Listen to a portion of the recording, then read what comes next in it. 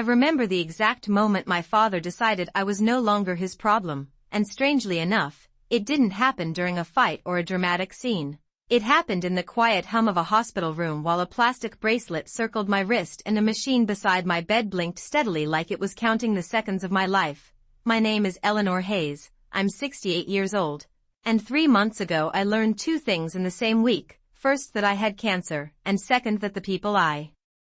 believed would stand beside me through anything were capable of walking away when things became inconvenient. The strange thing about betrayal is that it rarely arrives like a thunderstorm, loud and obvious. Most of the time it creeps in slowly, disguised as small excuses and delayed phone calls, and by the time you finally recognize it, the people you trusted are already halfway out the door. But the story I'm about to tell you really began on a quiet Tuesday afternoon in Phoenix, Arizona.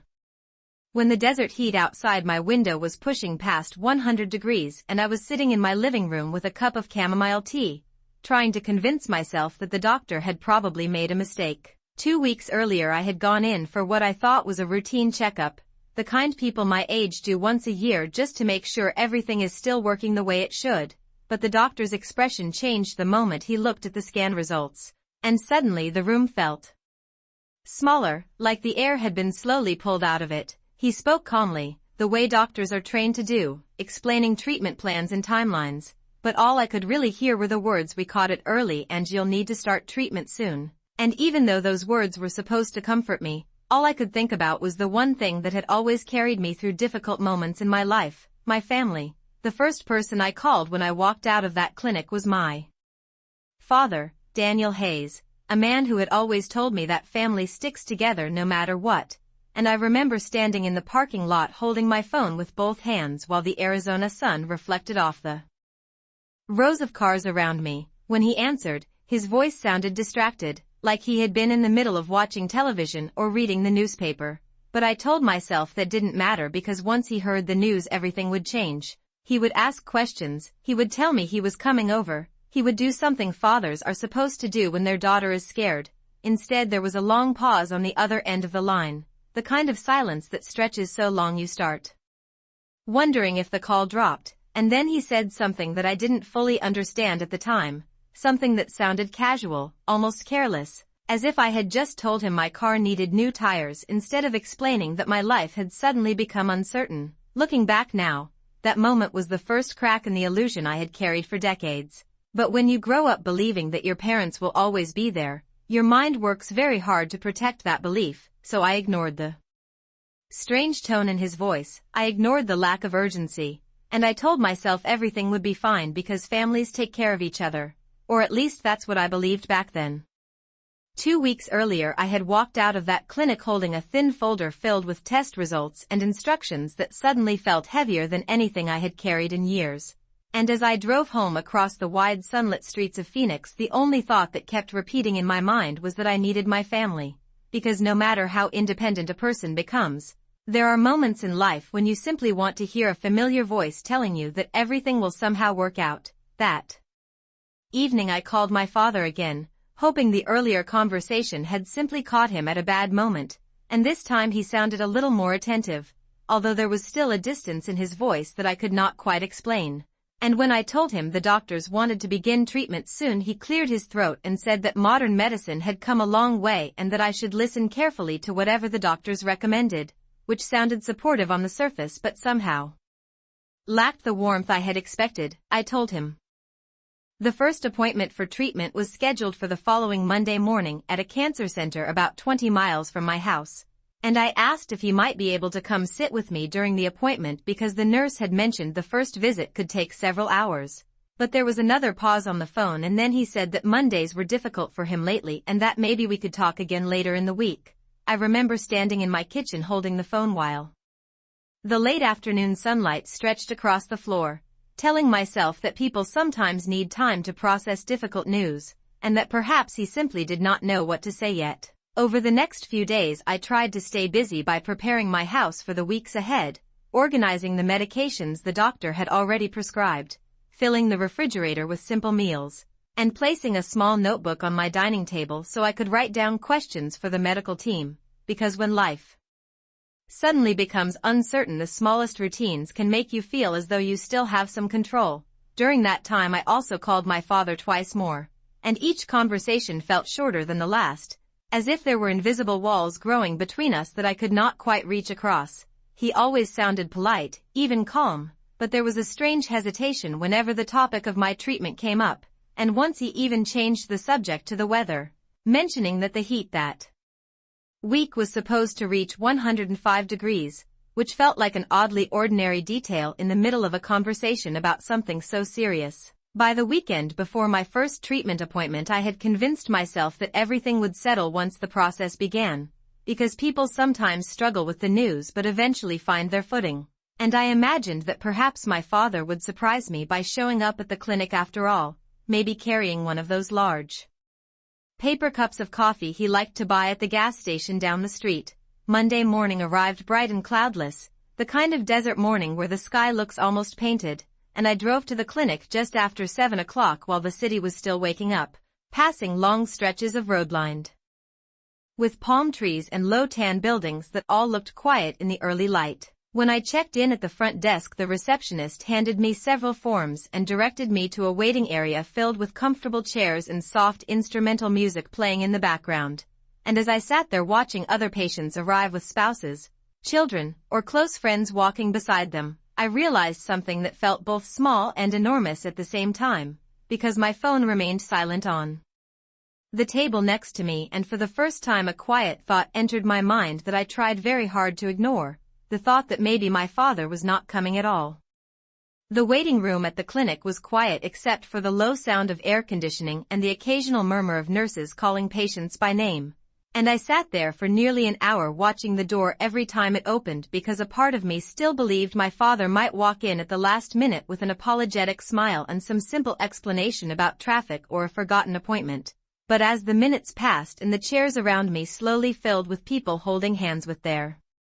loved ones, I began to understand something I had never experienced before, the feeling of being alone in a moment when you had always assumed someone would be there. Eventually a nurse called my name and guided me down a long hallway lined with soft beige walls and framed photographs of desert landscapes, and she spoke kindly as she explained what the next few hours would involve, describing medications, schedules, and small details about how my body might react to treatment. And although I tried to listen carefully, I could not stop thinking about the empty chair that had remained beside me in the waiting area. The treatment room itself was larger than I expected, filled with comfortable reclining chairs and tall windows that looked out toward a parking lot shimmering in the Arizona heat, and several other patients were already there with family members sitting nearby reading books or quietly talking, which made the room feel strangely warm despite the medical equipment surrounding us. The nurse asked if anyone had come with me that day, and I simply shook my head and told her I would be fine, because admitting that my own father had not shown up felt more painful than sitting there alone. The first treatment lasted several hours, and during that time I watched the sunlight slowly shift across the floor while nurses moved calmly from one patient to another, checking machines and offering encouraging words. And although my body felt tired by the time it was over, the deeper exhaustion came from the quiet realization that the support system I had always believed in might not exist in the way I imagined. When the appointment finally ended, I walked back outside into the afternoon heat where the temperature had climbed well above 100 degrees and the pavement radiated warmth through the soles of my shoes. And I sat in my car for a moment before starting the engine because I felt an unexpected heaviness in my chest that had nothing to do with illness and everything to do with disappointment. That evening I decided to call my father again because I still believed there must be some simple misunderstanding behind his absence, and when he answered he sounded almost relieved that I had called rather than the other way around, which was something I noticed immediately. I told him the first treatment had gone smoothly and that the nurses had been kind and professional, and I waited for him to ask the question that most parents would ask, whether I needed help getting home or whether someone would be with me the next time. But instead he said he was glad the doctors seemed confident,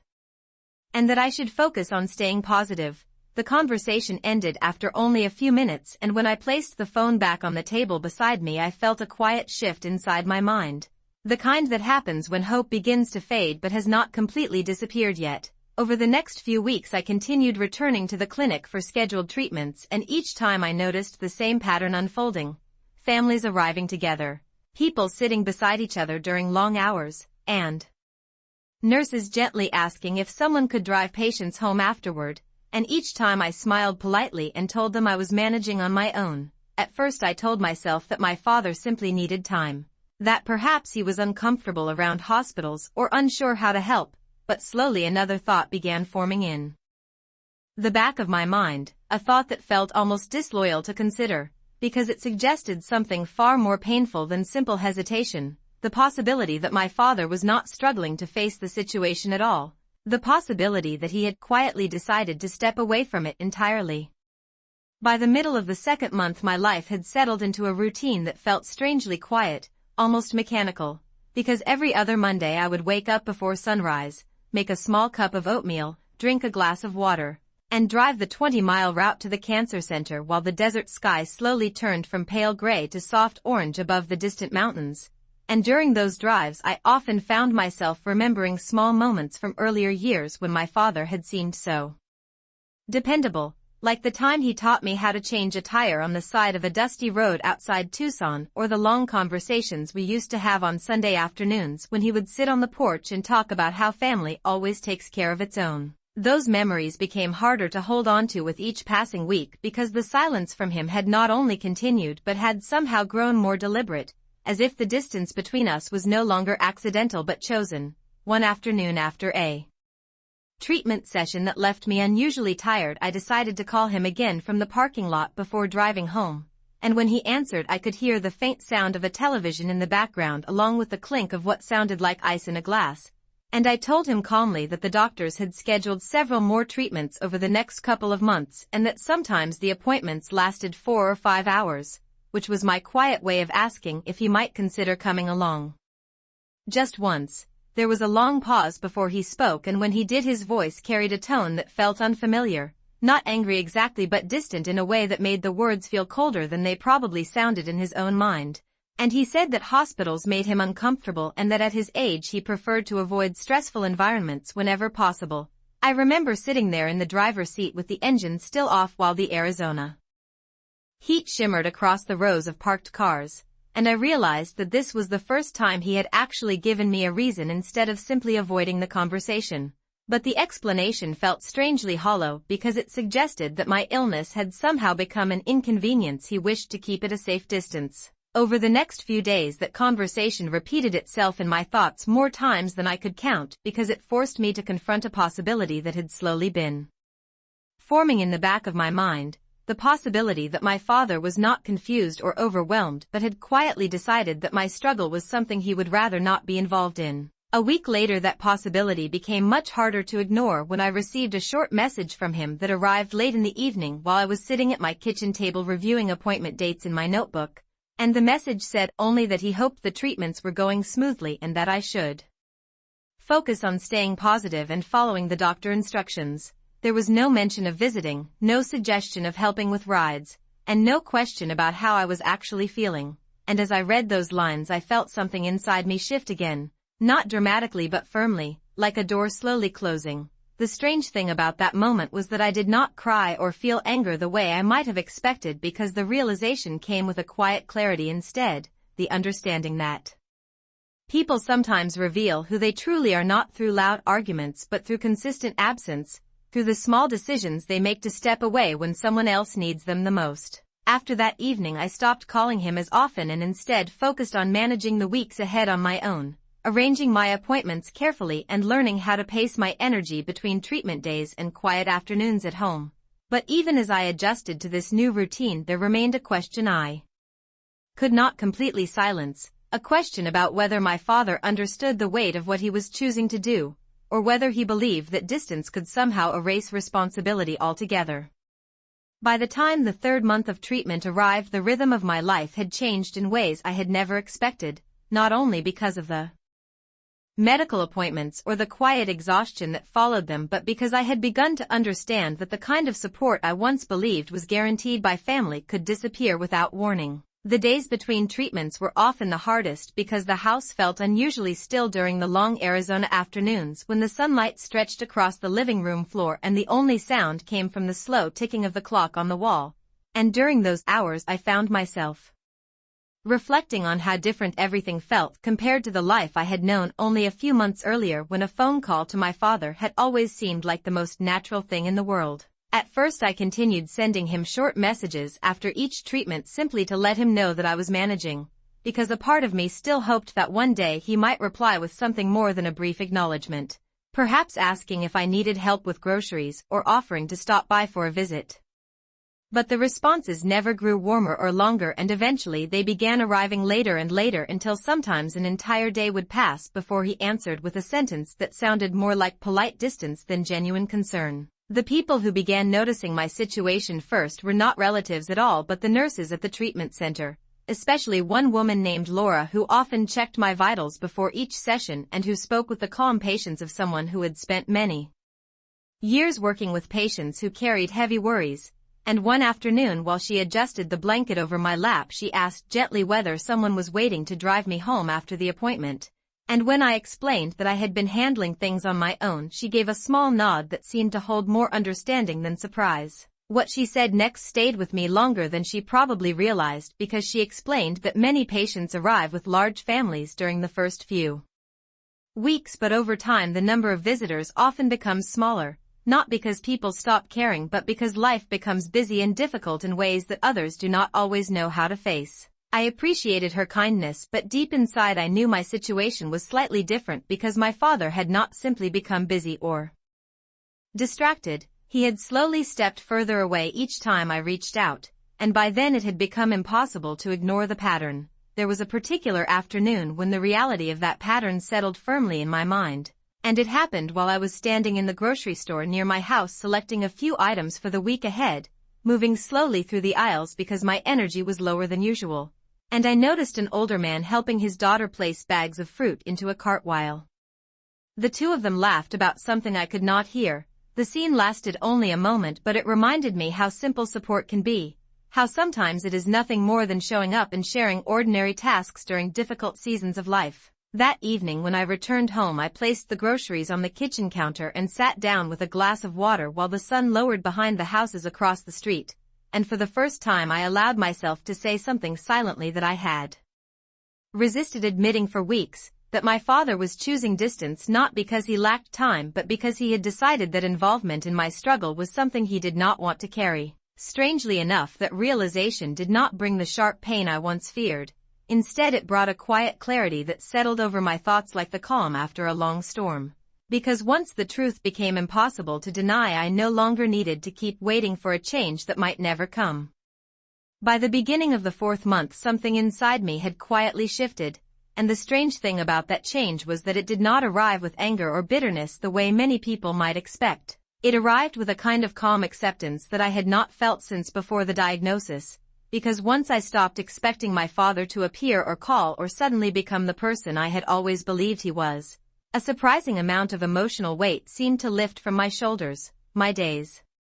became simpler and more focused, centered around the small routines that allowed me to keep moving forward, and each treatment appointment followed a pattern that was now familiar enough to feel almost ordinary. The early morning drive through the wide Phoenix streets, the quiet greeting from the receptionist at the clinic, the gentle conversations with the nurses who had begun recognizing me by name. Laura was often the first person I saw when I arrived, and she had developed the habit of asking how my week had been before beginning the usual check of blood pressure and temperature. And one morning when she noticed that I seemed more relaxed than usual she commented that sometimes patients find unexpected strength after the first few months of treatment because the unknown becomes more manageable once it turns into routine. I smiled at that observation because in many ways she was right. Although the strength I had found did not come from the treatments alone but from the slow realization that I could rebuild parts of my life without relying on the support I once assumed would always be there. Outside the clinic I began taking small steps to reconnect with the world beyond illness, such as walking through a nearby park during cooler evenings when the temperature finally dropped below 90 degrees and the desert air carried a faint breeze that rustled the palm leaves along the path. And during those quiet walks I often noticed other people enjoying ordinary moments, couples talking on benches, parents watching their children ride bicycles, neighbors greeting each other as the sun lowered behind the distant mountains. Those simple scenes reminded me that life continues moving even when personal struggles feel overwhelming. and they encouraged me to focus on what remained possible instead of what had been lost. During that time my father and I spoke only once more, and the conversation happened almost by accident when he returned a call I had made several days earlier regarding a small piece of paperwork related to family records. And although the discussion remained polite, it also confirmed what I had already begun to accept, because he spoke about everyday topics such as the weather and a television program he had recently started watching, but never once asked how the treatments were progressing or whether I needed help with anything at all. When the call ended, I placed the phone on the table and realized that I no longer felt the same disappointment that had once followed these exchanges. Instead, I felt something closer to clarity. The understanding that relationships sometimes reveal their true shape only when circumstances remove the comfortable illusions that once surrounded them. From that day forward, I stopped measuring my recovery against the hope that my father might change his mind, and instead I focused on the steady progress the doctors continued to describe during each appointment. Because despite the emotional distance within my family, the medical team remained optimistic that the treatments were working as planned. Still, there were quiet evenings when I sat near the window watching the desert sky darken and wondered whether my father fully understood the meaning of his absence, whether he realized that silence can speak louder than any harsh words. And although I did not yet know it at the time, those unanswered questions would eventually lead to a moment neither of us had expected, a moment when the distance he created would finally be addressed in a way that left no room for misunderstanding. The turning point arrived on a quiet Thursday evening near the end of my 5th month of treatment, and at first it seemed like an ordinary moment, the kind that slips into the background of everyday life without warning. Because I had just returned home from a follow-up appointment where the doctor told me the treatments were responding better than expected, and as I placed my keys on the small wooden table by the door, I remember feeling something close to cautious relief for the first time since the diagnosis. The sun was beginning to set outside my living room window, casting long orange shadows across the floor, and I had just settled into my favorite chair with a glass of water when I heard a knock at the front door. A sound that immediately caught my attention because visitors had become rare during those months and most of my neighbors usually called before stopping by. When I opened the door, the last person I expected to see was standing on the porch, my father, Daniel Hayes, wearing the same light blue button-down shirt he had worn for as long as I could remember and holding his car keys loosely in one hand as if he had not fully decided whether he planned to stay very long. For a moment neither of us spoke because the situation felt strangely unreal, almost like a scene I had imagined during one of those long nights when sleep was difficult and questions about family had filled my thoughts. But eventually he cleared his throat and said that he had been in the area and thought he might stop by to see how things were going. The words sounded simple enough, yet something about them felt carefully measured, as though he had rehearsed the sentence during the drive over. And while I stepped aside to let him enter the house, I noticed that his eyes moved quickly around the room as if he were trying to take in the small details that had changed since the last time he had been there months earlier. We sat across from each other at the dining table where the evening light filtered through the window blinds, and for several minutes the conversation stayed on safe topics such as the unusually warm weather that week and the road construction happening near the highway. Ordinary subjects that might appear harmless on the surface but felt strangely hollow considering the long silence that had existed between us. Eventually he asked how the treatments were progressing, and although the question arrived months later than I once hoped it would, I answered calmly, explaining that the doctors believed the plan was working and that there were still several appointments scheduled in the weeks ahead. He nodded slowly while listening. Yet there remained a hesitation in his posture that suggested he was searching for the right words to say next, and I realized in that moment that this visit was not only unexpected but also uncomfortable for him in ways he might not have anticipated. After another brief pause, he began explaining that the past months had been complicated for him and that hospitals and medical situations had always been difficult to handle. And as he spoke, I could hear the careful tone people often use when trying to justify decisions they know may be questioned. I listened quietly without interrupting because the explanation itself was not surprising anymore. What mattered more was the realization that he had finally chosen to appear after months of absence, and that choice meant the distance between us could no longer remain unspoken the way it had before. The room grew very still as his explanation slowly faded into silence. And for the first time since he arrived, I felt completely certain that a moment I had imagined many times during those long months had finally arrived. the moment when the truth of everything that had happened would stand clearly between us, waiting for an answer neither of us could avoid. For a few moments after my father finished speaking, neither of us said anything, and the silence in the room felt heavier than any argument could have been. Because the explanation he had just offered sounded careful and polite, yet it did not erase the long months when the chair beside me at the treatment center had remained empty. He sat across from me at the dining table with his hands loosely folded together, occasionally glancing toward the window where the last light of evening was fading behind the rooftops, and I realized that he was waiting for my reaction in the same way a person waits for a storm that may or may not arrive. Strangely enough, I did not feel angry the way I once imagined I might, because those months of quiet distance had given me time to understand something important about disappointment, that when it stretches long enough it eventually transforms into clarity. I took a slow breath and looked at him across the table, noticing details I had not paid attention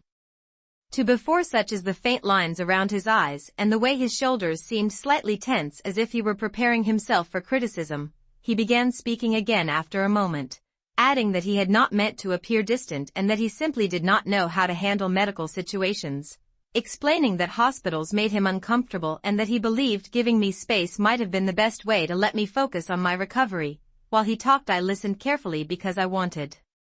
to be certain I understood the full meaning of his explanation, yet each sentence seemed to circle around the same idea without addressing the simple truth that during the most uncertain period of my life he had chosen absence over presence. When he finally stopped speaking, the room became quiet again, and I noticed that the steady ticking of the wall clock sounded louder than usual, marking the seconds as if the moment itself were waiting to be acknowledged. I folded my hands on the table and thought briefly about the long months behind me, the early morning drives to the clinic, the silent evenings at home, the polite messages that had replaced real conversations,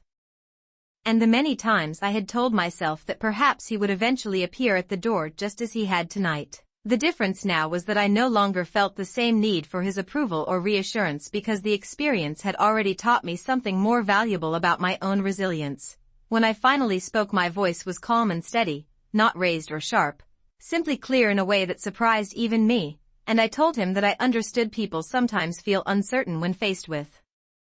illness, but that uncertainty does not erase responsibility toward the people who need you. He shifted slightly in his chair as if preparing to respond. Yet before he could begin explaining again, I continued speaking and reminded him that there had been many opportunities during those months for a simple visit or even a short drive to the clinic. Small gestures that would have meant more than any explanation offered after the fact. His eyes lowered toward the surface of the table, and for the first time since arriving he seemed unsure of what to say next, which was the moment I realized the conversation had finally reached the point where honesty mattered more than politeness. I looked directly at him, and after everything that had happened during those long months, I chose 4 words that carried the quiet truth of the entire experience. 4 words spoken without anger, yet impossible to misunderstand. And the moment they left my mouth, the room fell completely silent as my father stared back at me, unable to reply, because sometimes the simplest sentences reveal more than any long explanation ever could. For several seconds after I spoke those 4 words, my father did not move at all. And the silence that followed felt different from the earlier pauses in our conversation, because this time there were no more explanations waiting to be offered and no comfortable subjects left to hide behind. He simply sat there looking at me as if the meaning of what I had said had finally settled into the space between us. And for the first time that evening I noticed that the confident tone he had carried when he arrived had completely disappeared. The truth was not loud or dramatic, but it was impossible to ignore. And sometimes the quietest honesty carries the greatest weight. Eventually he shifted in his chair and looked down at his hands resting on the table as though searching for the right words. Yet nothing came immediately, and I realized that the man who had once seemed so certain about every opinion in life was now struggling to respond to something much simpler than an argument. The plain reminder that presence matters when people are facing difficult seasons. After a while he cleared his throat and said that perhaps he had not understood how important those months had been for me. And the sentence sounded hesitant in a way I had never heard from him before. I listened without interrupting, but inside I already knew that the purpose of this conversation was not to demand apologies or to reopen old frustrations, because the past months had already changed me in ways that no explanation could reverse. I told him calmly that the treatments were continuing and that the doctors believed the plan was working, and I explained that during those months I had learned how to rely on my own strength and on the kindness of people who had chosen to show up when it mattered. As I spoke, the room seemed quieter than ever and the evening light outside had faded into the soft blue of early night, and it occurred to me that sometimes relationships reach a moment where both people finally see them clearly for what they are rather than what they once hoped they might be. My father nodded slowly as if absorbing the meaning behind my words, and after another long pause he stood up from the table and walked toward the front door, stopping briefly before leaving to say that he was glad the doctors were optimistic and that he hoped things would continue improving. The sentence sounded sincere yet distant at the same time, and as I watched him step out onto the porch I felt neither anger nor relief but something quieter and steadier, the understanding that some people will walk beside you through life while others remain only at the edges of it. When the door closed and the house returned to its familiar silence, I sat back down at the table for a moment and looked around the room that had carried me through those long months of uncertainty, and I realized that strength often grows in the spaces where expectations fall away. The road ahead still held medical appointments and challenges I could not fully predict, yet I also knew something with complete certainty now. That resilience is not built by the people who promise to stand beside you but by the moments when you discover you can continue forward even when they do not.